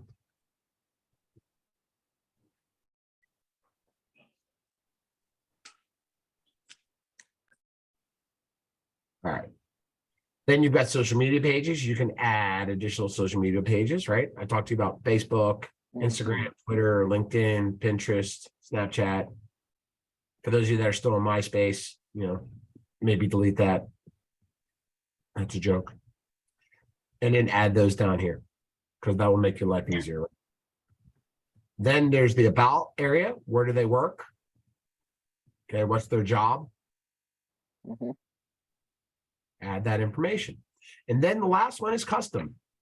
And now what you will see under the custom are those questions that you built. Do they own or lease? Right? See, there's my answer. He owns. Right? What's his hometown?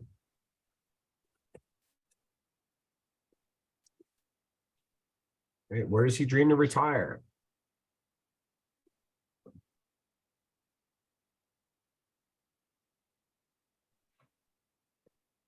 I don't know. Right. What is pie choice? He likes pecan. Doesn't he have any kids' names? Does he have children? Right. Those are all questions that I built. Right. And then those are the default questions that are showing up. Right. If you build a question that you didn't say was default, I can say, hey, you know what? Show me something from the add list. I can look at all my questions that are in the background and then type in an answer.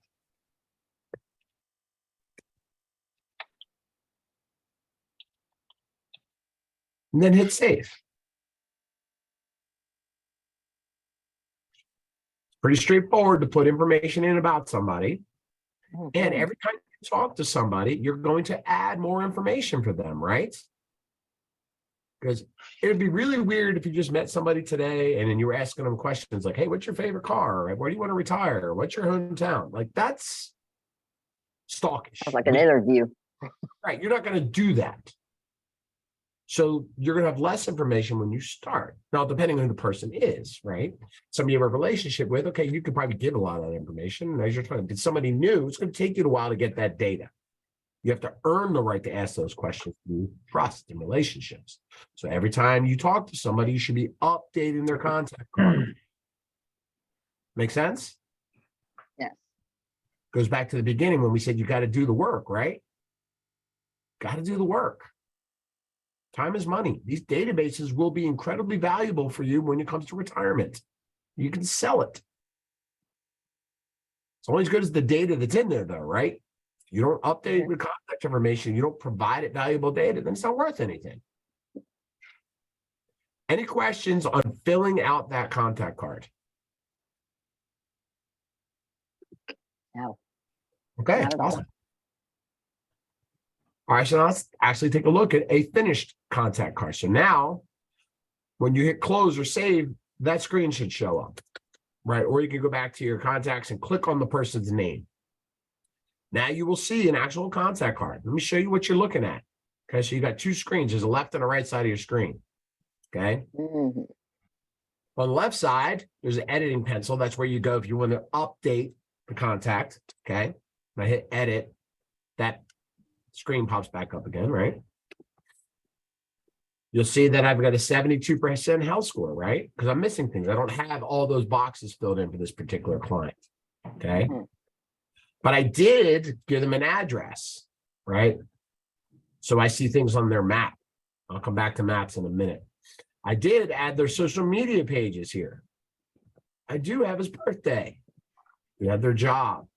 I have the answer to those questions. They all show up on this side of the screen. It's valuable, right? Mm-hmm. On the right-hand side of the screen are things that you're going to learn about the rest of the week, right? But your timeline is every time I log into the contact card and do something, it records it. If I send them an email, it records it.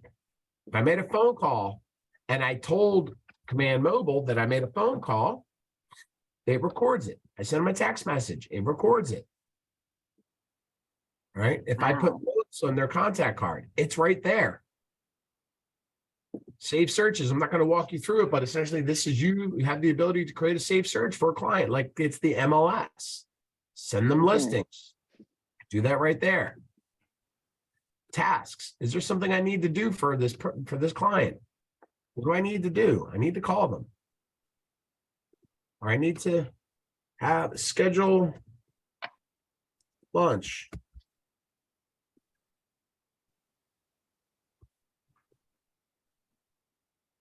What's my priority level? It's medium. When do I want it done by? When do I want to schedule it by? Create task. Okay, there we go. Create task.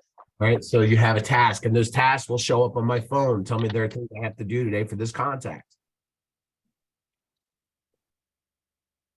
See how everything's starting to come together? Mm-hmm. Makes it Okay, so easy. So much, no writing. We're going to come to opportunities later in the week. Okay. Smart plans are going to touch on here in a second. But everything you have, all that relationships around those people is already at your fingertips. You liking what you're seeing? I do. Questions so far? Filling out the contact cards, adding contacts. Now I seeing. have a quick. Oh, Go ahead, Whitney. I don't want to get too far ahead, but so is it your recommendation to have like tags for every single contact in your database? Is that what you recommend? 100%. Remember, so you create tags. Tags are general. So I create a tag that, for me personally, I'm not going to create a tag that's a one-off for somebody. I'm going to create a tag that's going to be in multiples, right? So do I have 10 people that would fit into a tag? Then I'll create a tag for them, right? And but yes, in my database, everybody is tagged. Okay, right? so then that that leads to my next question, and it might be something that we talk about later during the week. And if it is, I don't mind waiting. So I have like a first-time home buyer smart plan that I Mhm. use for all of my first time home buyers. And like, when you're creating a smart plan, it says, create a tag for the trigger. Mhm. Is that something that you recommend using, or do you just recommend adding them to the smart plan manually? I feel like I'm going to get a little All confused right, and I'm maybe gonna, even, I'm gonna pause. I'm actually gonna pause you there. okay. We're going to talk about smart plans here in a second. I'm not going to talk about triggers because that's too advanced for people in this class right now, right? Because we got to Okay. start with Gotcha. like where you're going. Those are great questions. Those are good conversations, but I would rather that I have those all online, or you have them with your market center tech trainer for around best usage for that. And just Okay. for everything else, really, I'm cutting that short for the sake of time. Because Gotcha. I want Okay. everybody to understand how to incorporate smart plans first before sprinting with smart plans. Got it. But yes, that's why tags are important, because it's a quicker way to add people and filter information in my database if they're all tagged. That makes perfect sense. That answers the overall question I had. So thank you. Absolutely. Absolutely. Okay. So that's contacts. We are now going to jump into smart plans. I had to turn my screen off for a second because my screen is not reacting. So I just got to give it a quick little refresh. In 30 minutes, we'll be done. I can smell my office is we're having a chili cook-off today in Falls Church. So about 17 different types of chili here in the office today. So I'm really looking I'll forward see you to that. there. I could smell it. You can come in and eat my world famous chili. Oh, okay. All right. So now I'm going to share with you smart plans. So smart plans are those automated communications that happen in the background.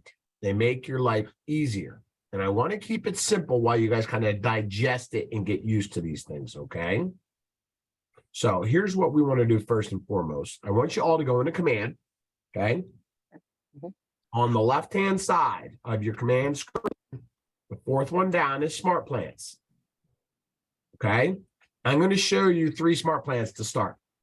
I'll give you an overview of smart plans in general, but you guys are going to incorporate 3 smart plans right now. So click on smart plans. And when you get there, you're going to get to this smart plan screen. Yours is probably going to be blank unless somebody uploaded some stuff for you already where you might see my smart plan of something. Okay, but you won't have all the things that I have. Okay. Next to my smart plans is the word library. Does everybody see the word? Is everybody on this page? Let's make sure we're on the same Yes. spot. Okay. So next to the word my smart plans is the word library. Does everybody see that? Yes. Yes. Awesome. I want you to go into the library. Here's what's great about the library. So smart plans are automatic forms of communication. Some of it is text message, some of it is email, some of it are tasks telling you to do something. Some of it is setting up a smart plan. Some of it is sending out marketing material. Some of it is sending out listing information. You have to do your homework and kind of look at the different smart plans to see how you would leverage that in your business. Okay.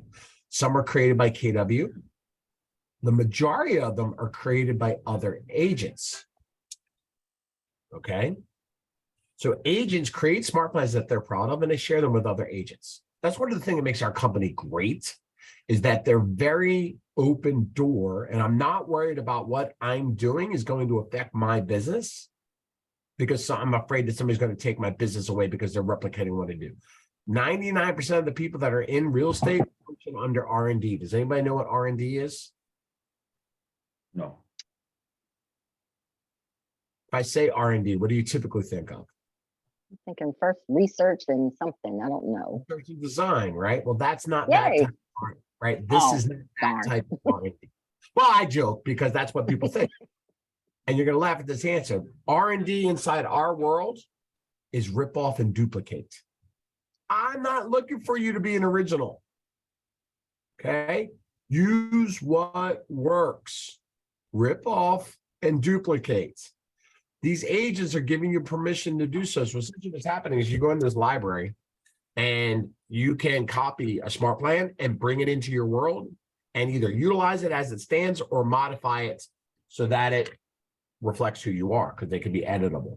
Now, for the sake of today's class and time, I'm not going to go into custom smart plans, and I'm not even really going to go into modifying personal smart plans, but I'm going to have you incorporate 3 standard smart plans, just to get a start. At the local level in your market centers, your market center tech trainers, they'll take this to a higher level for you as you want to start doing additional things, okay? But I want you to know what's there and how you search for things. So on this page, you see featured smart plans. Okay, then below that, you see Keller Williams smart plans, and then below that is kind of like everything else. What I want you to do is scroll down to the Keller Williams. It says there are 10 smart plans. Okay, does everybody see that? Yes. Awesome. Okay. Now, here's what I'm going to have you do. I'm going to have you load a couple of these smart plans into your personal library. Okay. Okay. Now, I don't know if your order is the same as mine, but I'm going to tell you what they are and what you're looking at. All right. So quarterly call plan is the first one I want you to load. Click on the smart plan button. Now, I can't add it because it already exists in my database, but you'll see it'll change it. It'll add the word my in front of it, which means making a copy, and then you'll be able to download it. If you have a downloaded, you can't download, it means it's already in your database. That's why you can't download something, because it might already be there. Okay, so I want you to download the quarterly call plan. I want you to download the bi-weekly neighborhood nurture. I want you to click on the add smart plan. Okay. I want you to add the one that says birthday. Birthday.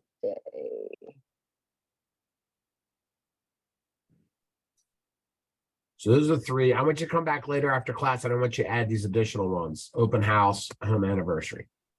I don't see birthday. Let's see, Halloween, Happy New Year, Valentine's Day, Mother's Day. Are you under the Keller Williams one? Yes, yes, sir, I am. I don't see that neither. Nope. Halloween, Happy New Year, Valentine's Day, Mother's Day are the only holidays they have right there. So those are top rated. Those aren't KW ones. Those are agent created ones, right? See the difference? See how these have a red? This Okay. These are, Well, it's not in those red ones either. so I don't take a see look. those. Oh, wait a Click minute. Let on- me hit over see all. There you go. Birthday. I see it. Yep. See all. Okay. See, sometimes you just got to click, right? Sometimes you got to go Yep. layer deep. You're saying you can't download it, it means it's already uploaded? Which, Yeah, so allow when me you to go from when you download something from the library, it will move to your smart plans. okay, And if the word download is not clickable, that means it's already in your smart plans list. okay, I see now, thank you. Excellent. All right. So did everybody download the three, the quarterly, the biweekly neighborhood nurture, and the birthday? Did you guys all download those? Yes. All right. We'll come look at those in a minute. I do want to show you just kind of how, if you want to spend some time after this class looking for different things. Like you saw the birthdays, the holiday ones at other agents. It's okay to come in here and see what other agents have created, right? You could search by topic, right? So if I search by smart plan name and say, hey, you know what? Maybe I want to search for open house. I'll see other open house smart plans that either KW has created or other agents have created, right? And what's cool is when I click on, like say this one, instead of downloading, I wanted to learn more about this. If I click on the view steps button, it tells me what that smart plan is going to do. It says there's a task. Okay, I'm going to set, it's telling me that I'm going to send a video. Then there's a add to the open house address to my database. Then it's going to wait a day. Then it's going to send an email. And when I hover on it, it actually tells me what the email is going to be, right? I could kind of see the pre-scripted email to late. And if I decide, you know what, I really like this smart plan, I want to bring it into my world. Add smart plan. I'm going to add that and download. And that'll bring that into my database. Maybe I'm searching for something that was Facebook related, like a Facebook follow-up. Because I ran a paid lead, Facebook follow-up, call Facebook follow-up, text Facebook follow-up. All these are in there. Maybe I want to search for a specific smart plan that I know that somebody created. Okay, so I could change from smart plan name to author name. There's a lady, her name is Kimber Walton. She makes great newsletters. Here you go. 36 Touch, Kimber Walton, 1, 2, and 3. So write this down and come back and look these up. And I recommend that you add these. She does a great job. Another guy that does a great job is Nick Baldwin. Nick built some really great smart plans. Okay. Don't worry about downloading all of these now. Remember, this is recorded. I'm just kind of giving you some things so you can go back and look. Marty Miller builds some great ones. Okay. Who else has some great ones in here? Sydney. May I interrupt you for a second? Sure can. When it says I have to have a Twilio, what is a Twilio? Okay, I'll come back to that in a minute. That's a good question. Okay. All right. Cindy Seymour is another good one. Cindy Clark. So I'm just giving you examples of other people that build really good smart plans that other agents are creating. All right. Now, the question was, Giselle. How do you pronounce it? Giselle. Okay, perfect. She asked a question about Twilio.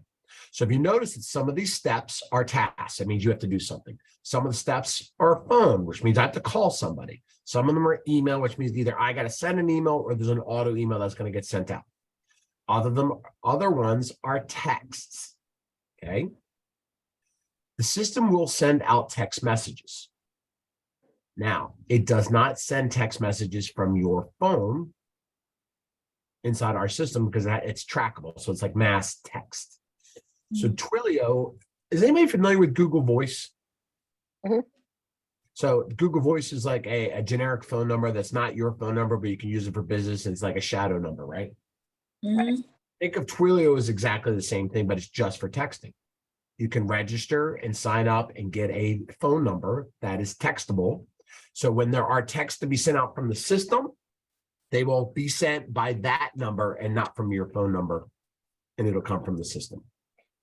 And it will only show like a number that kind of looks like a scam number or what? Because No, you'll actually choose a local number. Like you'll choose a 703 or 45 or 571. Right. It'll be different. And part of your messaging would be, hey, this is Gene. This is my local text business number.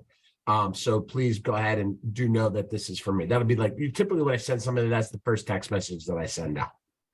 So I am going to show you, I usually save it for the end and say, hey, here's how we do smart plans, but I am going to show you here before I go out. Don't let me hang up without showing you guys how to create a Twilio account, okay? Because that is outside the system. It does cost money, and I do recommend that you do it.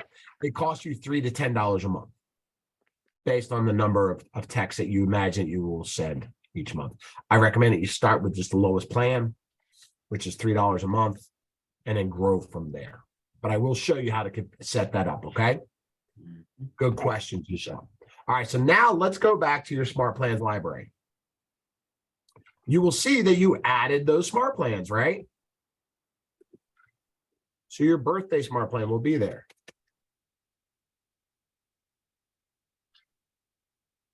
Right, you'll see that right there.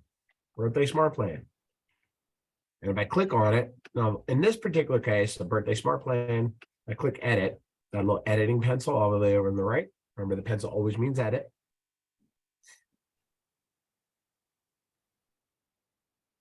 I'll see the steps of the plan, right? Create task, and it's telling me what to do. Send a handwritten note to whoever this person is for their birthday on the week of, boom, boom, as part of their birthday smart plan. So I'm going to have a message in my system that's going to tell me, David, okay, it's a touch task, I need to get a card. So I can send it out for whoever this person is. It's going to wait 4 days, and it's going to tell me, okay, call this person as part of the birthday smart plan. Call and say happy birthday. It's going to wait a day. It's going to tell me to post something to social media for their birthday. It's going to wait a day to their actual birthday now and say, text them happy birthday. Notice these text boxes are editable. So you can change your message of how you're talking to yourself or what goes out to them, right?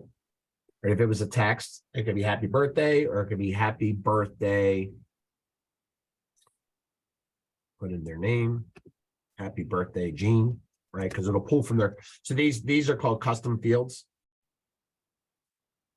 or merge fields, sorry. And that's that F over here. I can add merge fields to my script And that pulls those field types specifically from their contact card. Right. So if a text was going to go out, because I do have text configured, it would send a text to, if this was Gene, it would say happy birthday, Gene. And maybe I put a little emoji smiley face in there because, you know, who doesn't love emojis? Right. Yep. So here's what I can tell you about emojis. And we'll talk a little bit more about those in campaigns. Are they? Consumers love emojis. I'm going to put this in the category of I don't care what you feel about them. Consumers engage with them. They respond to them. So get used to it. Right? I'm brutally honest. Get used to it. They love emojis. So that's an example of what the birthday smart plan might look like. Let's come back out and discard my changes because they really want to mess with that too much. Let's go back and look at another one that you guys downloaded. I had you guys download the bi-weekly, right? Bi-weekly neighborhood nurture. This is my absolute favorite smart plan. Favorite smart plan. And it's really simple. Okay. I love it. Pull it back up. Bi-weekly neighborhood smart plan. I got it here a couple times. I don't know why, but I just did. And I'll just kind of show you. This one will not be one that you'll be able to edit or do anything with. It just runs, which is also nice and simple. You'll see it's an event. Bi-weekly neighborhood nurture, wait 14 days, send out, right? Basically what I'm doing is I'm sending listings around a certain. Now, trigger event, I'm not going to touch on that, but this is what Whitney was talking about earlier. Trigger event is a way to auto fire something. So if I add somebody, I'll give you some context. If I have a tag, and I add a person to a tag, Cosmo client, just because we were talking about that. The moment I add a new tag, and I said, hey, the trigger here is anytime I added the Cosmo tag to somebody, fire the smart plan. That's what triggers do. They start something automatically because we did something. Just wanted you to know what that was. You can obviously go to answers.kw.com and look at a little bit more into that. I just don't have the bandwidth today to go fully deep in that. But that's what trigger events are. They're based off of an action, therefore taking action. You might be on camera, so just because you don't see you. What's that? You don't see me? No, I was just telling my wife. Oh, hello. Hi. All right, perfect. Where am I? I lost my smart plan. Okay. So now the question is, how do we add people to smart plans? Well, I'm glad you asked. There's two ways. Okay. There's a simple way and there's the hard way. I actually like the ability to add people to smart plans from the contact database versus adding them here. Like there's a little plus button next to these. I can add a contact to a list, but I'm limited to 20 people on a screen, and it's a little cumbersome. I don't like it, so I actually don't even encourage you to do it this way, okay, personally. I like to create the smart plans, and then when I'm going to add smart people to smart plans, I'm going to add them to the smart plan from the actual database, okay? So let me show you what that looks like. So I go to contacts.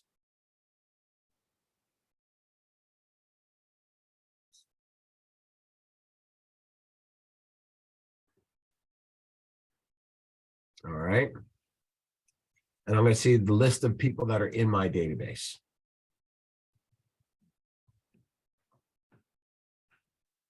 Next to the word name, I have a checkbox. If I check that box, then everybody in that list will be checked.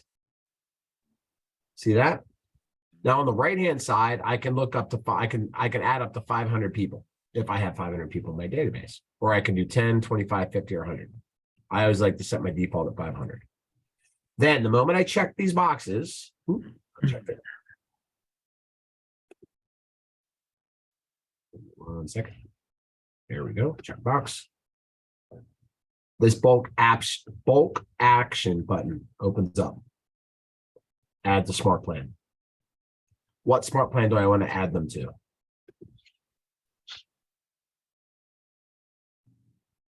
Select the bi-weekly. If that was what I was going to send them, it will tell me if there's errors with these people. Like if I'm missing an email, because there's an email step. So remove them because is that going to work without an email?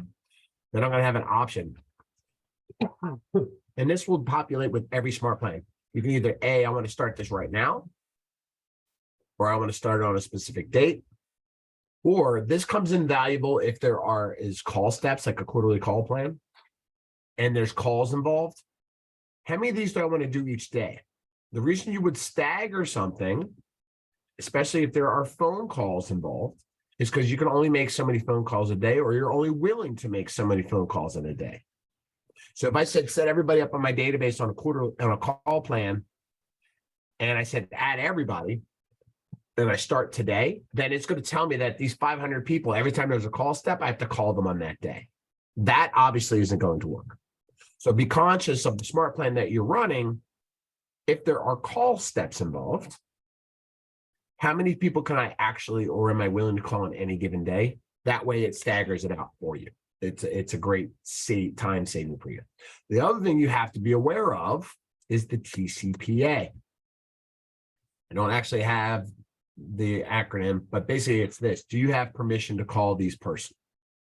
If you get somebody's number and you're spamming them because you're not in relationship with them and they file a violation for you, you can get fined. KW can get fined, right? So don't go out buying lists. Don't just start spamming people. You're in relationships with people. Now they can unsubscribe. They get those notifications when things will come from, right? If you text them or if you call them, unsubscribe is an option, right? And the system will flag them as tagged as unsubscribed. But please make sure that you're only sending people out information that you have permission. And basically, if they gave you their number, then they've given you permission. But if you've acquired a list, then essentially you could be in a challenge of the national do not call list. So the bulk adding is really, really valuable. Now I want to show you what it looks like on the contact card side. So let me just pull up a contact here. Who do I want to pull up here? Mr. Sommer. Here's a client of mine that I sold a house to.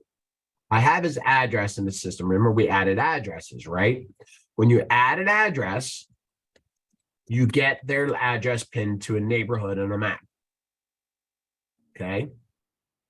Once I have that in place, I have them set up on a smart plan. Okay. Or I'd say I have them attached to a neighborhood. Then I can add them to that smart plan. I could actually do it at this level versus on the all level. Add smart plan. Right. I can do a one-off versus 500 at a time. Add to the biweekly neighborhood. Right. If I say start now, I'll see, okay, that I have this smart plan. It'll take a minute to fire. In a minute, but my network is slow where I'm at right now, but it'll add him to that smart plan. And here's what this particular smart plan looks like. I click on the preview button. What he would receive is a link saying, here's the updated information for the neighborhood that you live in, which is Great Falls. Right, here's the activity that's going on in your current neighborhood. And they can stay up to speed of what's going on in their neighborhood. Right, that's a great touch for you to stay in front of your consumers. I like doing bi-weekly versus monthly because they're hearing something from me every other week. They're not going to be annoyed by this. It gives them great value. But what I like to do is I actually like to enhance that. So let me jump to a different contact.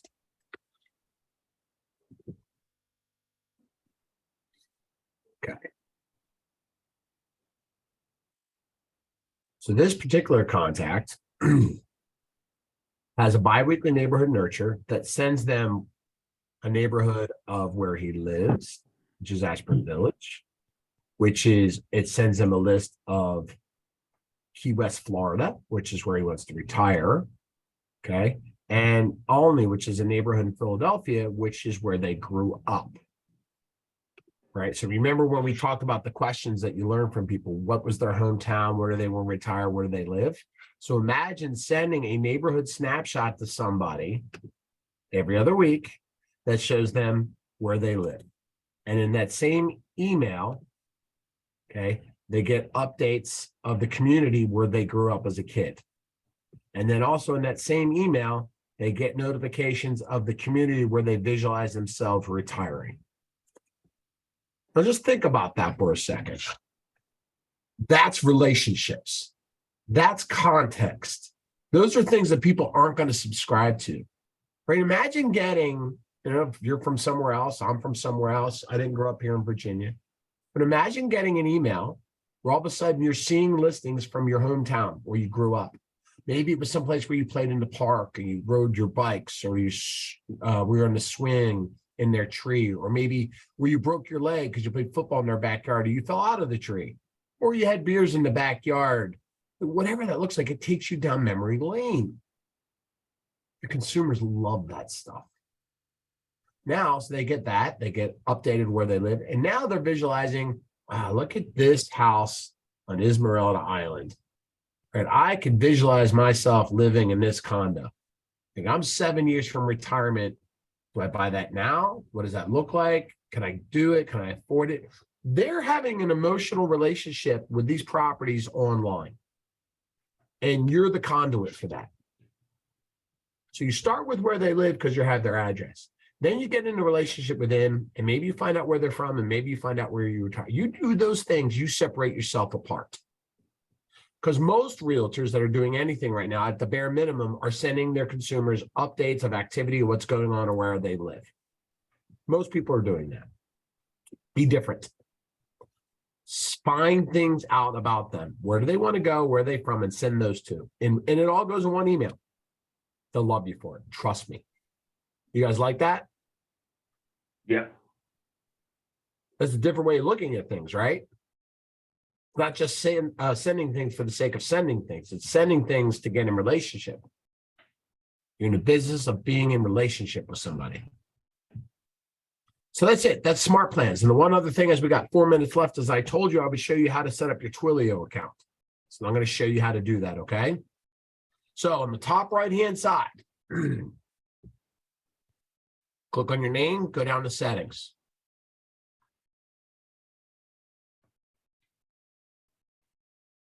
Now the screen for mine will be a little bit different than yours. Towards the bottom of this screen, you should see a Twilio email service. Does everybody see that? Yes. Settings, scroll to the bottom, Twilio. So what you have to do is you have to set up a Twilio account. It's not provided to you by Keller Williams. It's an outside party that we have a relationship with to do this. So what you have to do is you have to go into Twilio, click manage. Okay. You're going to have to create an account, manage a subscription, which basically means you're going to have to choose a local phone number. Okay. Depending on the amount of numbers that are out there, there might not be a 703 number available. There might not be a 571. So you're going to have to kind of work with the area codes a little bit. And you're going to have to choose a plan. Hold on one second. You're going to have to choose a plan. Up to 300 credits is $3. Up to 600 credits is $5. Up to 1,500 credits is $11. I recommend you start small. Okay. Mine says access denied. Access denied. This is when I subscribe in Marketplace, access denied. Really? Yep. They were turned off. I was told that they turned back on. But I'll figure it later. Is anybody else having that same challenge? What I would recommend, talk to your Mark Center tech trainer and have them walk through that. They might have to reset something on the back end. But here are a couple of things when you set that up, when you choose your local number, okay? It's going to ask you, would you like to forward it? And remember, this is a texting service. I do recommend that you opt into the call forwarding option. And basically what that means is if somebody accidentally, unbeknownst to them, or they think that's your number and they want to call you on that number, you want to allow them to do so. So make sure you set up that call forward so that it rings through to your phone. And what will happen is it'll say, hey, Umberto is trying to call you. This is from your Twilio number. Would you like to accept? Yes, absolutely. I want to accept that. So make sure you configure that too. So that is day 2, contacts and smart plans. Okay. So your action steps are Go add those contacts, build your tags, work on your import sheet. Go look at the different smart plans. Get those addresses and birthdays from people. Like I said in the video, I'm going to show you how to go get those the birthday from Facebook and download those contacts and get that Twilio account set up. I do think it's something that you will have valuable. Go back, use answers.kw.com to fill in the blanks. Some of the things that I maybe went through a little too quickly for you today. 2 hours is long, but short at the same time, right? And tomorrow's class is going to be taught by, I believe it's Ruth tomorrow. Maybe it's Kyle, but maybe it's Ruth. And they're going to go over campaigns and designs, which is flyers and social media pages and pay-per-click advertising. What you will need for tomorrow's class is a business account for your social media pages. I'm not telling you not to come if you don't have one. I'm just saying that as they're showing you things, one thing you will need to do pay-per-click advertising or just do advertising in general to your social media profiles, they have to have a business page connected. So tomorrow, one of the things you will need is a Facebook business page or get in the process of setting one up. You can Google how to do that. You can talk with the Market Center tech trainers, schedule time with them. You might not be able to have it set up in time for tomorrow, but in that class, we will cover pay-per-click advertising. We will cover direct mail, and we will cover how to do flyer creation, listing presentations, and things like that through Command. Does that sound good? Yes. All right, everybody. You have a wonderful day. Keep an eye out for our daily email with all the action steps for everything coming back out of it, and we will see you all tomorrow. Thank you. Good day, everyone.